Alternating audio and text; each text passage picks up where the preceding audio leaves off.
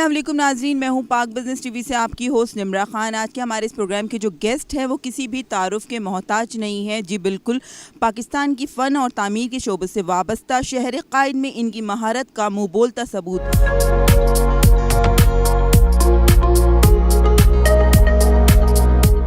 Falaknaz centre, Falaknaz view, Falaknaz corner जैसे अब तक के कराची में 40 से ज़ायद कामयाब प्रोजेक्ट्स तैयार करके लोगों को रिहाइश दे चुके हैं।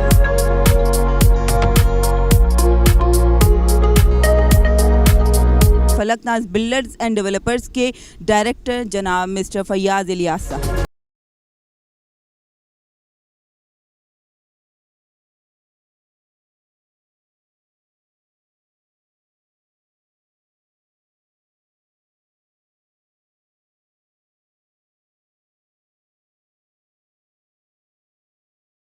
जी वालेकुम अस्सलाम। सबसे पहले तो शुक्रिया, आपने इतने बिजी शेड्यूल में से हमें इतना वक्त दिया।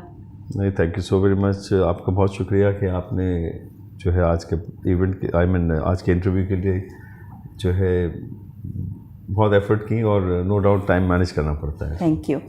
तो सर हमें ये बताइए, हमारी नाजरीन जानना चाहती हैं कि आप इस शोबे में, इस तामीरात के शोबे में आपका आना कैसे हुआ, और आपके वालिद ने इसकी बुनियाद कब रखी, और आप लोगों ने फलकनाज ग्रुप का आगाज़ कब किया?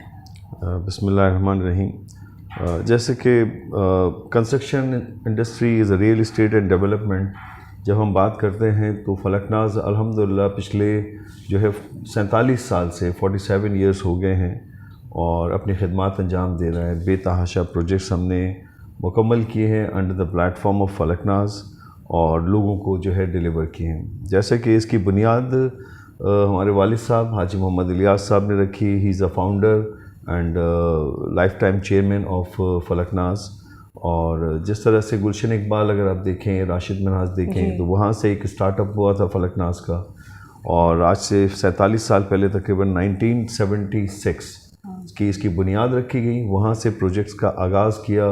इन द बिगनिंग शुरू में कुछ प्रोजेक्ट्स बनाए छोटे लेवल पे, जैसे SB लेवल पे, और फिर इसके बाद फ्लैट साइट्स के ऊपर काम किए, under the gated community residential projects बनाए। तो वो एक बुनियाद थी, स्टेप बाय स्टेप माशाल्लाह कहना चाहिए वक्त के साथ। जी हाँ, जी ऐसा है कि एक बुनियाद थी जो कि वालिद साहब ने हमारे रखी, और टाइम टू टाइम जैसे ही एक फलकनाज फैमिली ओन्ड बिज़नेस, जिसमें एक फैमिली हमारी पूरी है, वो उसमें तमाम जो फैमिली के लोग हैं वो उसमें इन्वॉल्व हैं। और जैसे कि मेरा अपना ज़ाती है, जैसे माई सेल्फ लाइक मैंने तकरीबन ज्वाइन किया right after completion of my studies, और फिर मैंने ज्वाइनिंग दी, और उसको भी तकरीबन आज इट्स बीन लाइक 32 ईयर्स, 32 साल से ज़्यादा हो गया। और मैंने भी फलकनाज में अपनी जो है एज अ फैमिली बिजनेस जो है इसको मैंने ज्वाइन किया और खिदमत अंजाम। आपका फैमिली बिजनेस है तो आपने फर्स्ट कहना चाहिए जॉब ही यहाँ पर की स्टार्ट, या आपकी फील्ड ही ये बन गई, आपने कहीं और कुछ नहीं? जैसा कि देखें, प्रीवियसली मेरे वालिद साहब कुछ और दूसरे ट्रेड में थे, लेकिन उसके बाद जब से कंस्ट्रक्शन एंड रियल इस्टेट में आगाज़ उन्होंने किया, एक शुरुआत की, तो it's become a family business. और एक तरह से जैसे आपको जब फैमिली बिजनेस का आप स्टार्टअप होता है, जब आप काम अपनी एजुकेशन के बाद जब काम में आप जब आते हैं, तो real estate and construction was open ground for us. और जैसे कि हमारी तमाम फैमिली के भाई और जितने भी इंक्लूडिंग मी, हमने तमाम ने जैसे वन बाय वन और इसके बाद इसको ज्वाइन किया, और जो वालिद साहब ने जो बुनियाद डाली थी उसको और मज़ीद आगे जो है बेहतर से बेहतर आगे बढ़ाया। तो आज अल्हम्दुलिल्लाह फलकनाज बेतहाशा पिछली 4 दिहाई तकरीबन 50 साल होने को हैं। इंशाअल्लाह करीब 3 साल के बाद फलकनाज अपनी 50th जो एनिवर्सरी है, बिज़नेस एनिवर्सरी है, वो भी सेलिब्रेट करेंगे।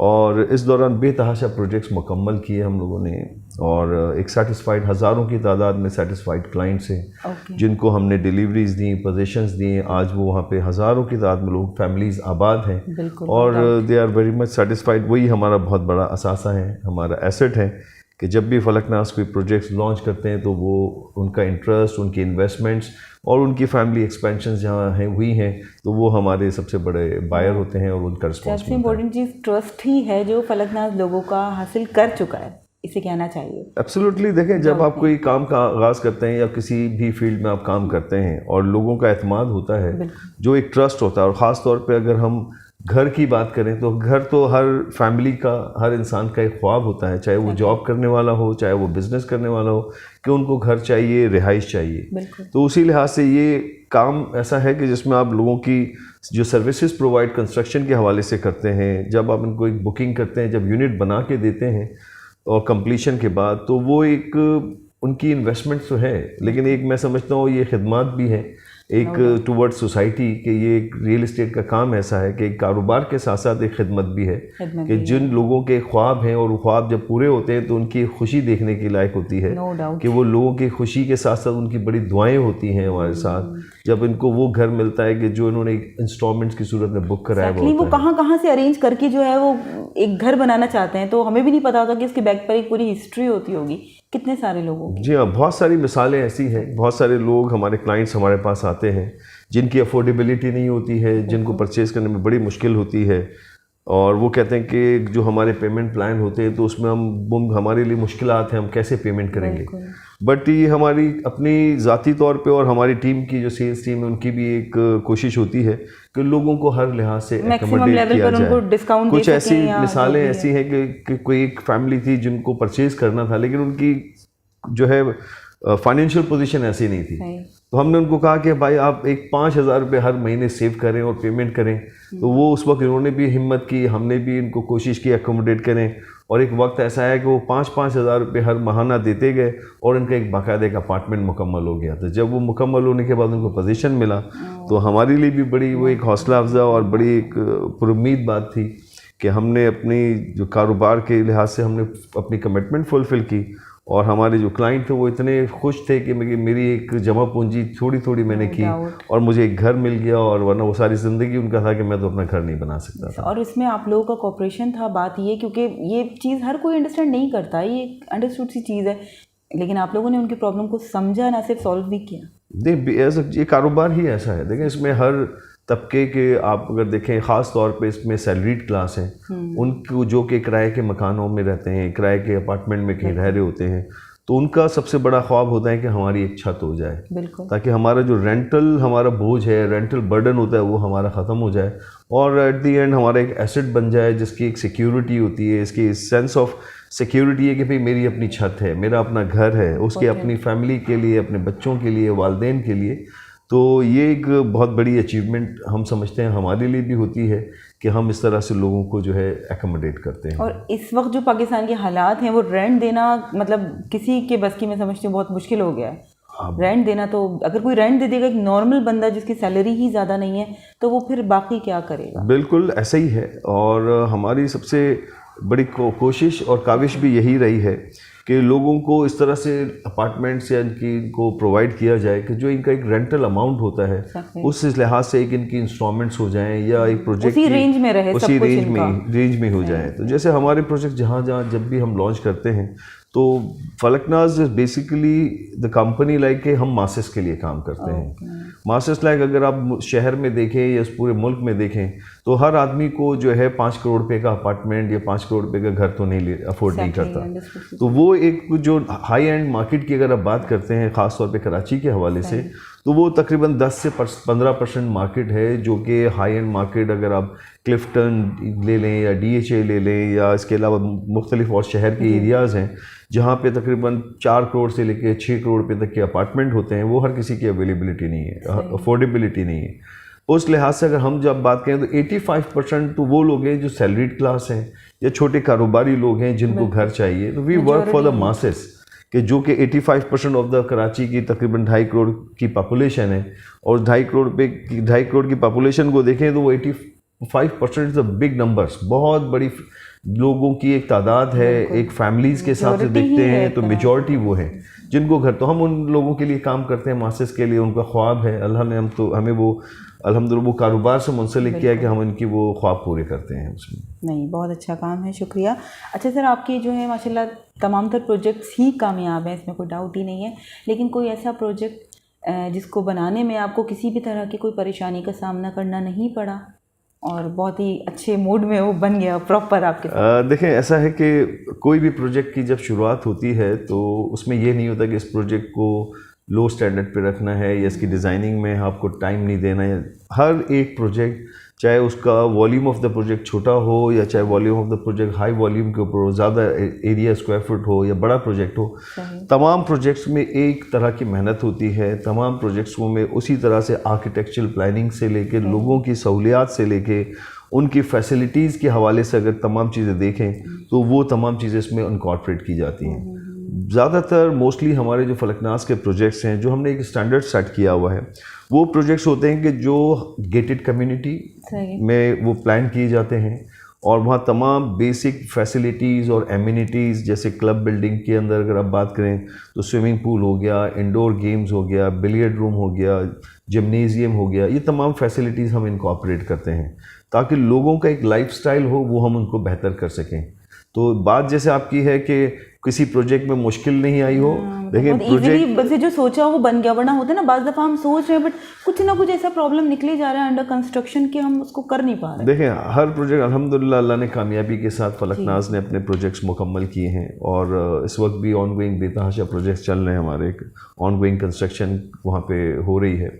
लेकिन ये बात कही जाए कि किसी प्रोजेक्ट में मुश्किलात नहीं आती या आसानी से काम हो जाते हैं, काम कोई भी आसान नहीं होता। ये तो बात नो डाउट, काम कोई भी आसान नहीं है, चाहे कंस्ट्रक्शन, रियल इस्टेट हो, किसी भी इंडस्ट्री की बात करें, ऑटो इंडस्ट्री की बात करें, टेक्सटाइल इंडस्ट्री की बात करें, वो आसान होना या ना होना इस डिपेंड करता है कि आपकी अपनी मैनेजमेंट क्या है, आपकी अपना काम का तरीक़ेकार क्या है, आप किस तरह से उस पर एडमिनिस्ट्रेटिवली काम कर रहे हैं। तो मुश्किलात भी आप खुद पैदा करते हैं और आसानियाँ भी आपके अपने हाथ में हैं।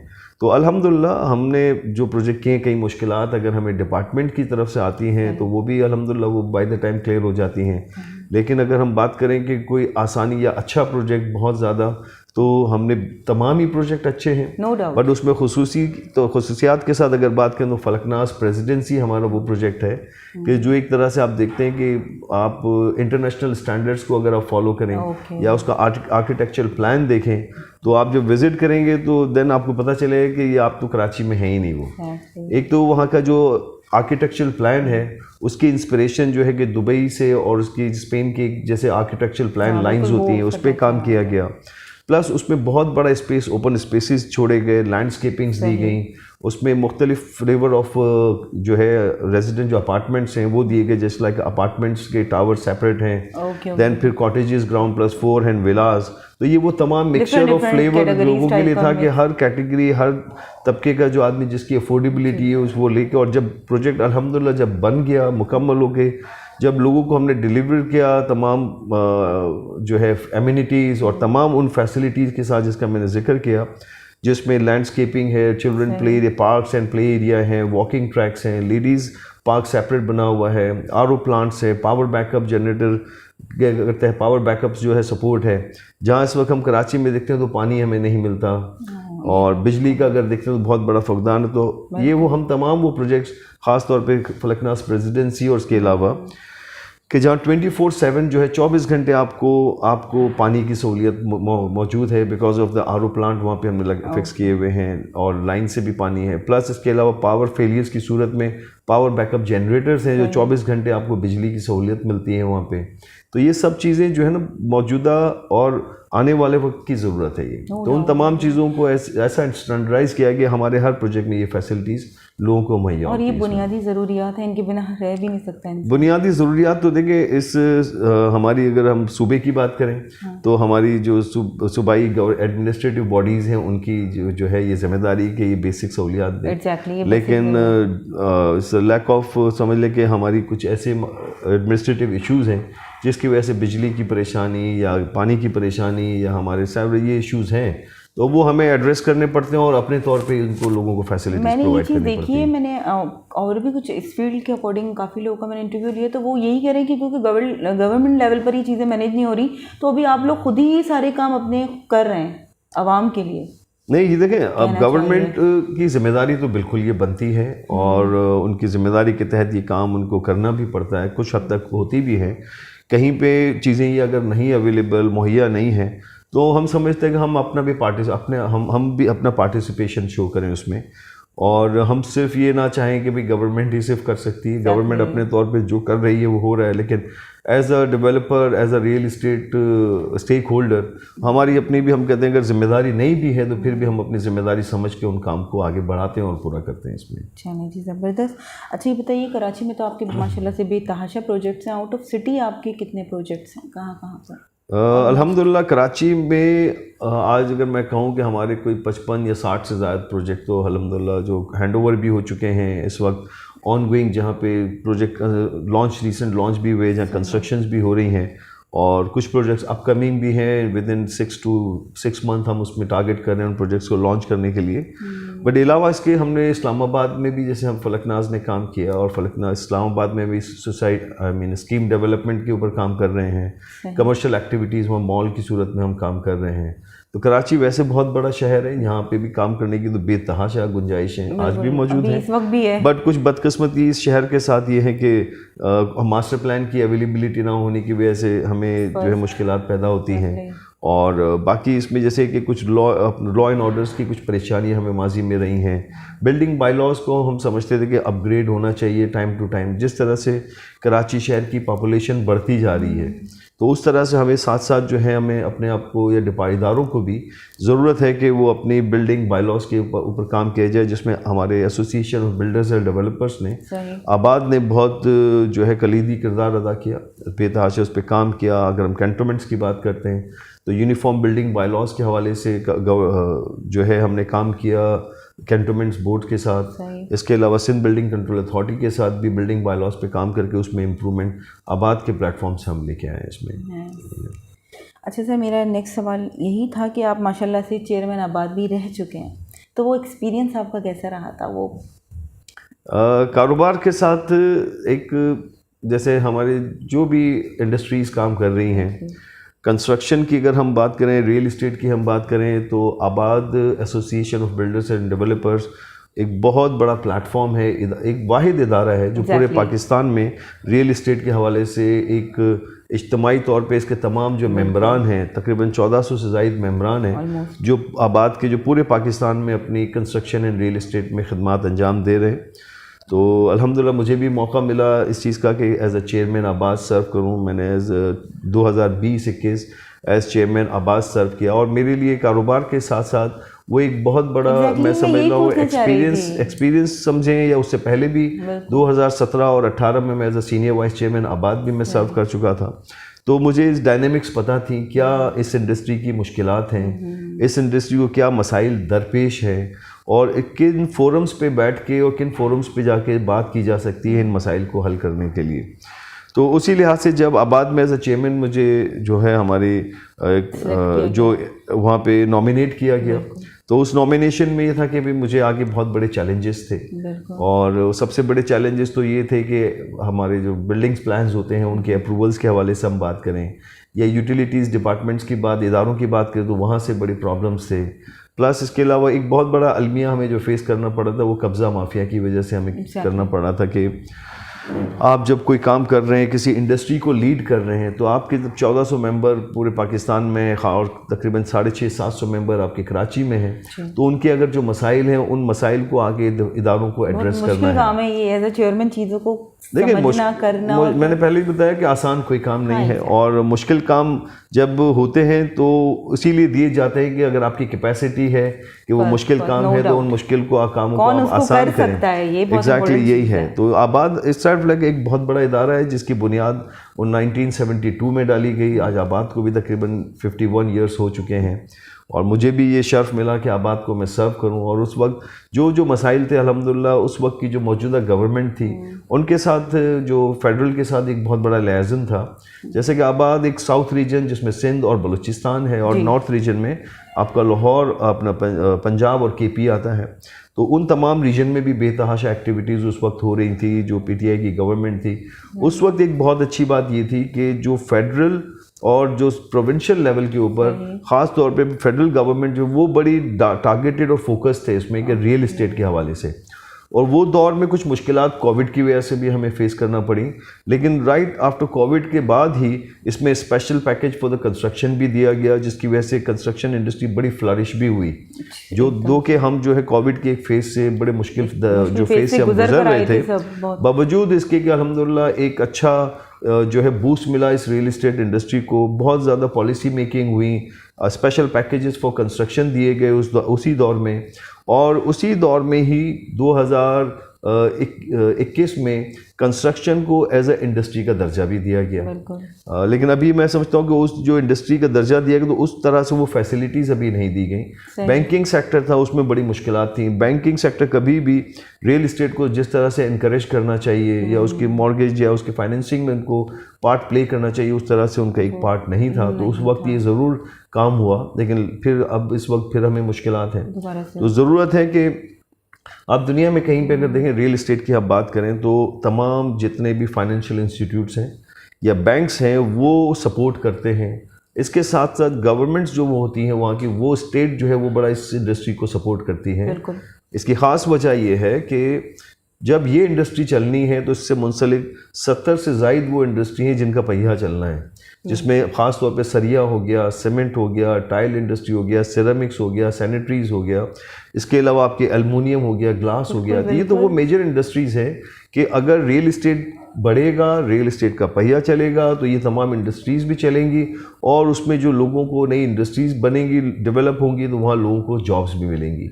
तो कुछ हमारे अलमिये हैं, मैं समझता हूँ उस शहर के ख़ास तौर पे और उस मुल्क की, जिसकी वजह से हमें ये मुश्किलात फेस करनी पड़ती हैं। लेकिन अल्हम्दुलिल्लाह अगर आपकी जस्तजू है, आप डेडिकेटेडली इसके ऊपर काम कर रहे होते हैं, तो तमाम वो कहते हैं ना मुश्किलें इतनी पड़ेंगी सब आसान होगी, तो वो आसान होती चली जाती है।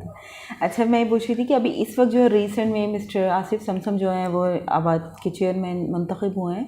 अच्छा, वो पुरानी पॉलिसीज़ पर ही वर्क कर रहे हैं या अभी उनके आने पर कुछ पॉलिसीज़ चेंज हुई हैं या उन्होंने कुछ चेंज की है? जैसे देखें कि आबाद का जो टेन्योर है वो 1 साल का होता है टेन्योर, जिसमें टीम जो है ऑफिस बेयरर्स आके काम करते हैं। सही। और जैसे कि अगर माजी की हम बात करें तो हर साल जो भी चेयरमैन और उनकी टीम होती है वो एक इश्यूज़ होते हैं, मसाइल होते हैं, उनके ऊपर काम जो प्रीवियस इश्यूज़ होते हैं, जो पेंडिंग्स होते हैं, उनके ऊपर भी काम हो रहा होता है। करंट मसाइल जो प्रेजेंट पोजीशंस होती है उस पर भी काम हो रहा होता है। And at the same times जो और कुछ अगर मसाइल होते हैं या इश्यूज़ होते हैं या पॉलिसी मेकिंग या रेगुलेशंस हैं, रूल्स के ऊपर मसाइल होते हैं, तो उनके ऊपर भी काम किया जाता है।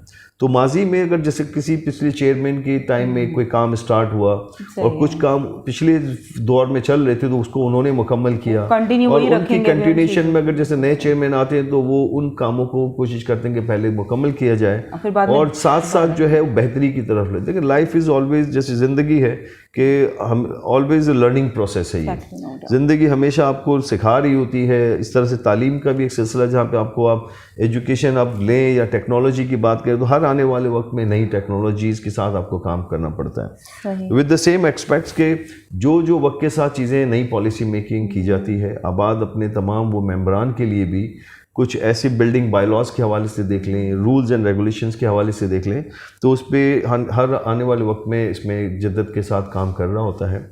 और इस वक्त जो ऑफिस बेयरर्स हैं वो चेयरमैन जो हैं उनकी टीम भी बड़ी ज़बरदस्त टीम जो है हमने नॉमिनेट हुई है और वो इस वक्त इन्होंने अपना काम लिया है, बड़ी जो है डेडिकेशन के साथ कर रहे हैं। एक एनर्जी है, एक एनर्जेटिक जो है इस वक्त ऑफिस बेयरर्स हैं जो काम कर रहे हैं, आसिफ समसम और उनकी तमाम टीम।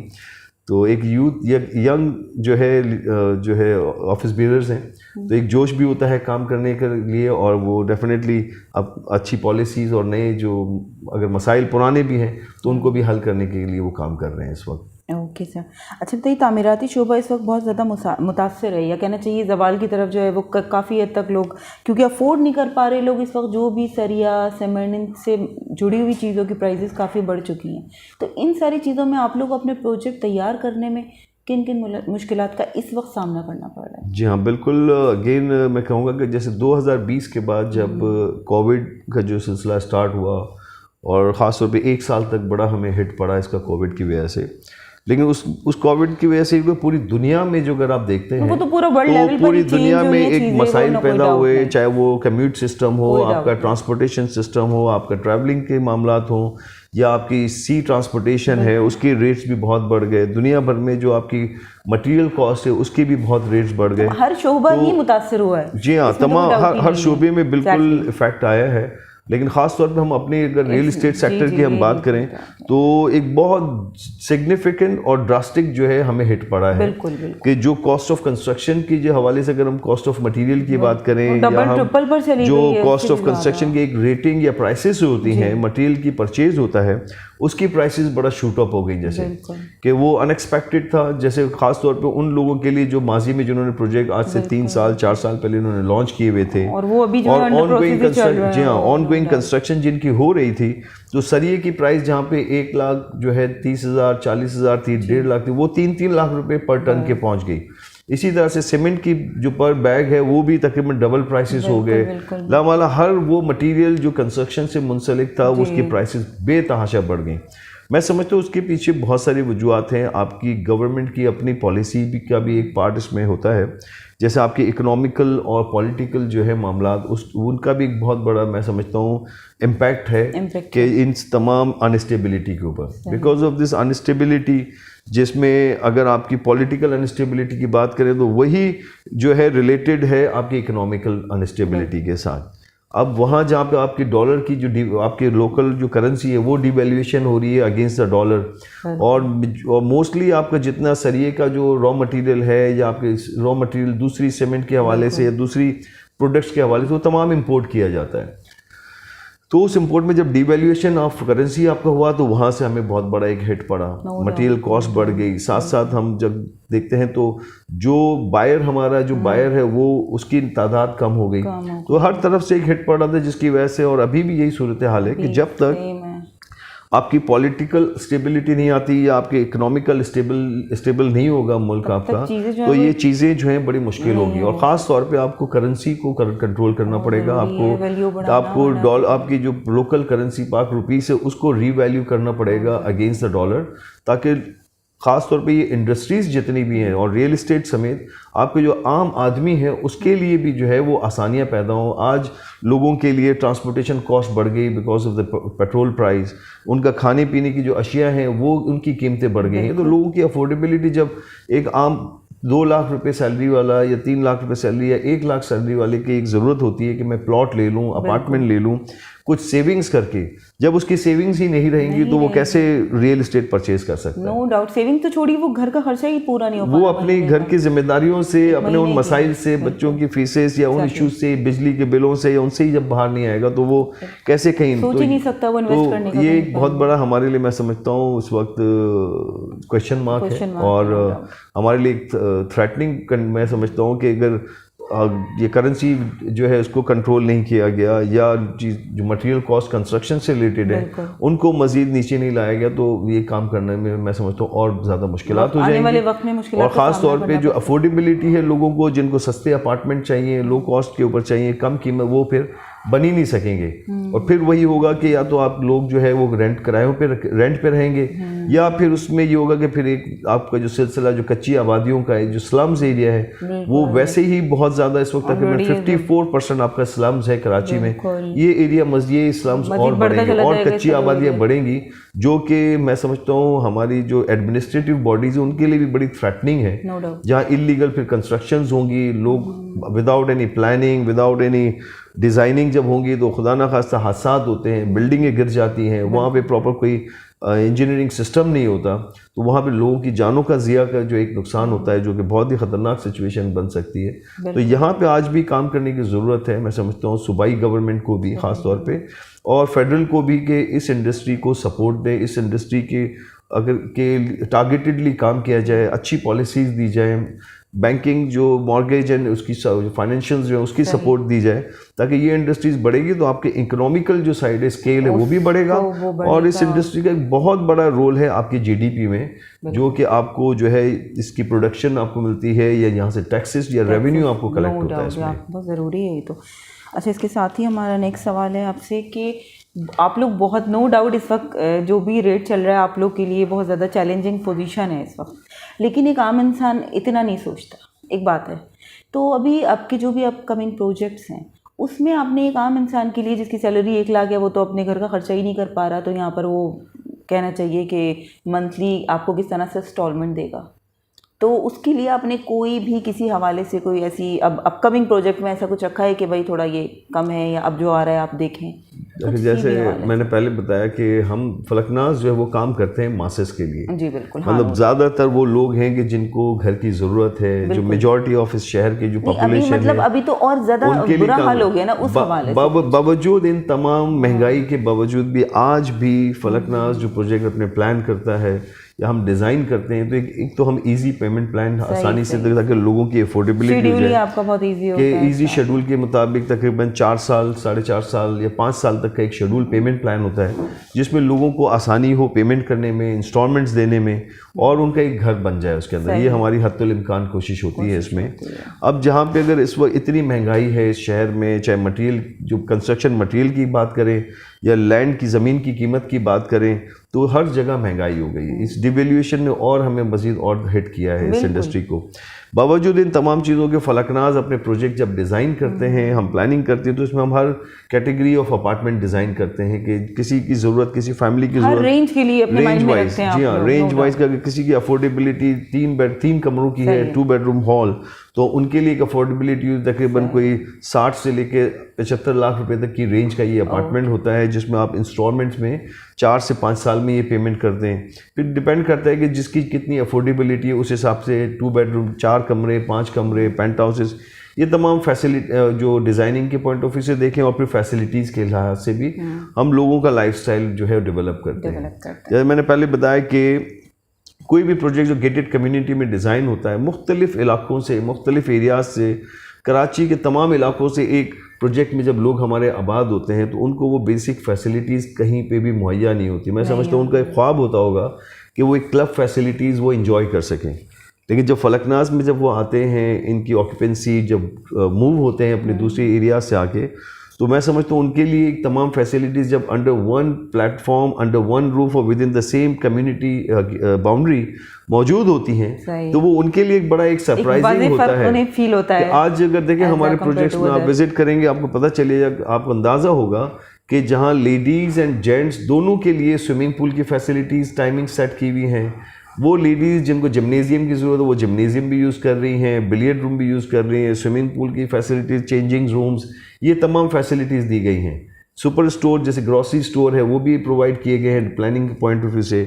कम्युनिटी हॉल है, वो कम्युनिटी हॉल तकरीबन 100 से 150 लोगों का एक प्लान किया जाता है कि विद इन द प्रोजेक्ट जो फैमिलीज़ आबाद हैं, उनकी कोई छोटी गैदरिंग होती है, वो अपार्टमेंट्स में नहीं हो सकता, किसी की बर्थडे है, किसी की कोई तकरीब है, तो उसके लिए छोटी मोटी 100-150 लोग हैं, वो तकरीब with in the community hall project के अंदर ही वो कर लेते हैं। तो ये वो फैसिलिटीज़ है जो आम तौर पे आपको प्रोजेक्ट्स में नहीं मुहैया होती हैं। जब लोग आते हैं तो वो बड़ा अप्रिशिएट भी करते हैं इन चीज़ों को कि भाई कि ये फैसिलिटीज़ कि अगर आपको एक मॉडल कॉलोनी में या नाज़माबाद में फील्ड में एक घर में रह रहे हैं, अपार्टमेंट में जिस बिल्डिंग में रह रहे हैं, तो वहाँ तो ये स्विमिंग पूल या क्लब फैसिलिटीज़ जो हैं वो एंजॉय करने ख्वाब ही है। जब वो आके एक्चुअल में देखते हैं तो उनके लिए बड़ा एक सरप्राइज भी होता है, and then later on they avail कर सकते हैं, ये चीज़ें अवेल कर सकते हैं, फिर बड़ा अप्रिशिएट भी करते हैं कि हमें ये फैसिलिटीज़ हैं। और जब उनके फैमिलीज़ के लोग या उनके रिलेटिव्स, उनके गेस्ट जब आते हैं, तो दे फील लाइक कि भाई आप तो कहीं और ही शहर में या किसी और ही दुनिया में रह रहे हैं। और वही हमारा सोर्स ऑफ, जैसे हमारे समझ लें हमारी सोर्स ऑफ एडवर्टाइजमेंट है, सोर्स ऑफ हमारी पब्लिसिटी है, कि जब वो लोग आके वहाँ पे देखते हैं, विजिट करते हैं, तो वो खुद ही चाहते हैं कि उन प्रोजेक्ट्स में, हमारे प्रोजेक्ट में वो भी आके यहाँ पे रहाइश पजीर हो। No doubt. अच्छा सर, एक छोटा सा सवाल आपसे और रह गया था कि हालिया दिनों में आपके खिलाफ छोटे अखबारों में कुछ खबरें गर्दिश करती नज़र आ रही थी कि आपने कब्ज़ा माफिया के साथ गठजोड़ करके ज़मीनों पर कब्ज़ा किया है, तो ऐसी झूठी खबरों के लिए आप क्या कहना चाहेंगे? देखिए, पहली तो बात आपने अपने सवाल में कही कि छोटे अखबार, ये वो छोटे अखबार और झूठी खबरें जो हैं, इनका जवाब देना वैसे ही मैं समझता हूँ कि गैर मुनासिब, ज़रूरत नहीं है उनकी। लेकिन फिर भी थोड़ा इस चीज़ को हम वाज़ेह कर लें कि कुछ आपकी अपनी इंडस्ट्री के भी, जर्नलिज्म में भी लोग हैं कि जो कि मैं समझता हूँ कि 99% तो जो है वो पॉजिटिव लोग हैं, जो कि इस जर्नलिज्म के शोबे को अच्छे तरीके से, जो उनका जो इसकी तरीका है, जो उसकी Exactly. जो रिस्पेक्ट है उसको लेके चल रहे होते हैं। बट कहीं भी कुछ ऐसे भी लोग होते हैं कि जो झूठी खबरें या ब्लैकमेलिंग वाला जो आंसर है उसके पीछे काम कर रहे होते हैं। तो मैं समझता हूँ बेबुनियाद खबरें हैं। हम पिछले 47 साल से जब इस कंस्ट्रक्शन रियल एस्टेट से हम जब मुंसलिक हैं, काम कर रहे हैं, इतने हज़ारों लोगों को आज रिहाइश हमने दी, आज आबाद हैं लोग। तो इस किस्म की कोई एक्टिविटीज़ ना पहले कभी है, ना आज न है, ना आने वाले वक्त में होगी। तो ये चंद लोगों के कुछ वेस्टेड इंटरेस्ट होते हैं, ज़ाती मफादात होते हैं, जिनको अगर हम पूरा नहीं करते तो वो इस किस्म की जो है खबरें शाया होती हैं, जिसकी कोई अगर देखे कोई बुनियाद ही नहीं है, कोई बुनियाद नहीं है, कोई चीज़ इसके ऊपर बेस करती नहीं है। तो इस झूठी खबरों के पीछे कोई भी बात करना भी मैं समझता हूँ द वेस्ट ऑफ टाइम। नहीं, बिल्कुल सही कह रहे हैं आप। अच्छा सर, थोड़ा सा हमारा पाक बिजनेस टीवी का चैनल है, इसके लिए आप क्या कहना चाहेंगे? देखिए, बहुत सारे चैनल्स जैसे डिजिटल चैनल्स हैं या सैटेलाइट चैनल्स हैं, तो मैं हमेशा हमारे जो लोग मुंसलिक हैं हमसे, जो काम कर रहे होते हैं अपनी मेहनत के साथ, तो उसमें मैं हमेशा उनको इनकरेज करता हूँ। और ख़ास तौर पे वो जो न्यू स्टार्टअप्स हैं या स्टार्टर्स होते हैं जो काम कर रहे हैं, पाक बिजनेस जैसा आपका चैनल है, तो इसके लिए सबसे ज़्यादा आपको चाहिए डेडिकेशन चाहिए। आपकी डेडिकेशन होगी, फोकस रहेंगे इस चीज़ के पीछे, इस काम के पीछे, तो मैं समझता हूँ कि कोई चीज़ आपको रोक नहीं सकती। आप अच्छे लेवल पे स्टैंडर्ड्स के साथ काम करें, वो ख़बरें या उन लोगों को आप कम्युनिटी को लें आप और उनको एड्रेस करें कि जहाँ जिनके ये मसाइल हैं। तो जैसे कि मीडिया इज़ नो डाउट पूरी दुनिया में अगर देखें तो मीडिया इज़ वो सेगमेंट है या वो एक फील्ड है कि जो लोगों के माइंडसेट बनाता है इसमें कि भाई कि आपको आने वाले वक्तों में क्या चीज़ करनी चाहिए और क्या चीज़ करनी है आपको और क्या चीज़ नहीं करनी है।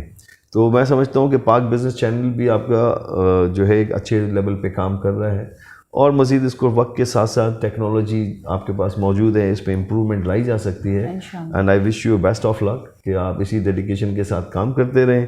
और अक्सर हमारे कुछ दोस्त हैं, उनके जो ये चैनल्स हैं, आपके वेब चैनल्स हैं, डिजिटल चैनल्स हैं, तो मैं तो कहता जब डेडिकेशन के साथ काम करेंगे तो यही चैनल जो है कल को सैटेलाइट चैनल्स बनने हैं। तो I wish you best of luck in the same way कि भाई कि आप आज डिजिटल चैनल पे काम कर रहे हैं, आगे यही सैटेलाइट चैनल पे भी पाक बिजनेस जो चैनल इंशाल्लाह होगा। तो हमेशा always hope for the good. तो उम्मीद रखनी चाहिए हमेशा बेहतरी के लिए। Thank you.